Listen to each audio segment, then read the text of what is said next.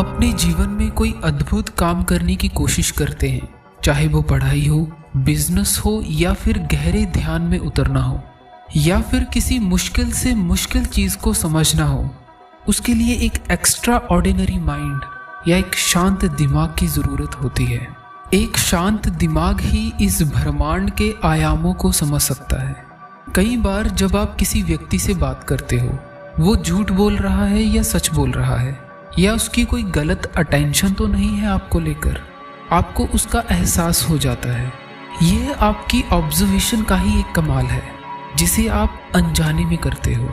लेकिन जब एक वैज्ञानिक ऑब्जर्वेशन का इस्तेमाल जानते हुए, समझते हुए करता है, तो वह विज्ञान की दुनिया को हिला देने वाली थ्योरी ऑफ रिलेटिविटी या फिर सापेक्षता का सिद्धांत दे देता है, जिसकी बदौलत आज का विज्ञान इस ब्रह्मांड के रहस्यों को जान पाया। ध्यान में या जीवन के किसी भी पहलू में ऑब्जर्वेशन बहुत जरूरी है। ऑब्जर्वेशन की मदद से आप देखने की और समझने की जो साधारण प्रक्रिया है, उससे कई ज्यादा आप देख और समझ सकते हो। लेकिन आप ये तभी कर सकते हो जब आपको सही मायनों में ऑब्जर्वेशन करना आता है या आपको पता हो ऑब्जर्वेशन क्या है। जब भी आप ऑब्जर्वेशन करोगे, दो चीजें ऑब्जर्वेशन में रुकावट का कारण बनेंगी। पहला पॉइंट, ऑब्जर्वेशन करते हुए पास्ट नॉलेज का बीच में इंटरफेयर करना। इसको मैं एक छोटी सी कहानी से समझाता हूँ। दो साधु मॉनेस्ट्री लौट रहे थे। शाम का वक्त हो चला था, बारिश होकर हटी थी। सड़कों पे जो गड्ढे थे वो पानी से भर गए थे। रास्ते में वो साधु देखते हैं एक बहुत ही खूबसूरत औरत कब से कोशिश कर रही है लेकिन सड़क पार नहीं कर पा रही है। उनमें से जो उम्र में बड़ा साधु था, उसने औरत की मदद करनी चाहिए। उसने औरत को अपनी गोद में उठाया और सड़क के दूसरी तरफ छोड़ दिया। मॉनेस्ट्री लौटने पर जो उम्र में छोटा साधु था, उसने उस साधु से पूछा कि कोई भी साधु किसी औरत को छू नहीं सकता। उस बड़े साधु ने कहा, तुमने बिल्कुल सही कहा। लेकिन उस छोटे साधु ने फिर से पूछा, लेकिन आपने तो उस औरत को गोद में उठाकर सड़क के दूसरी तरफ छोड़ा था।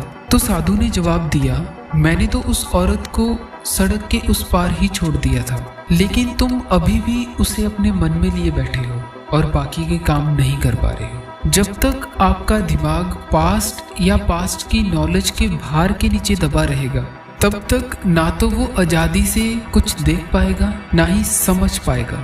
बंधनों से मुक्त मन ही चीजों की असल सच्चाई को देख सकता है। दूसरा पॉइंट, ये जो पास्ट नॉलेज है, जो ऑब्जर्वेशन में रुकावट का कारण बनती है, इसे हमारा दिमाग दो रूपों में ही हमें दिखाता है।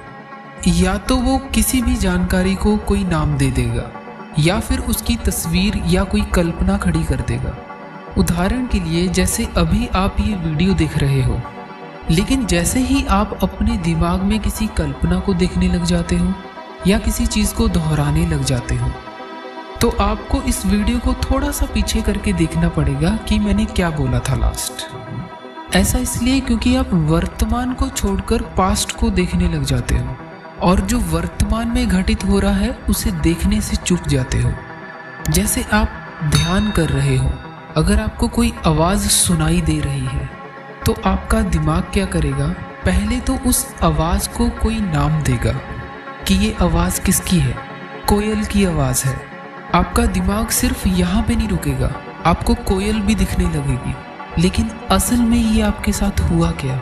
ना तो आप ध्यान ही कर रहे हो, ना ही आप उस आवाज को सुन रहे हो, आप कल्पना कर रहे हो। ध्यान का होना, आवाजों का होना, ये वर्तमान है, लेकिन आप पास्ट में खो गए हो। जैसे ही आप पास्ट को देखते हो तो आप वर्तमान से चूक जाते हो, और ध्यान वर्तमान में ही किया जा सकता है। विचारों, कल्पनाओं का पर्दा जब आपके ऊपर पड़ता है तो इसे बेहोशी की अवस्था कहते हैं। बेहोशी कोई नशा कर लेने से भी आ जाती है, लेकिन एक बेहोशी विचारों, कल्पनाओं की भी है, जो देखने, समझने की क्षमता को कम करती है। और एक बेहोश व्यक्ति वह काम नहीं कर सकता जिसमें होश की बहुत ज़रूरत हो। ध्यान करने से कोई इसलिए चूक जाता है क्योंकि उसमें बेहिसाब होश की ज़रूरत है।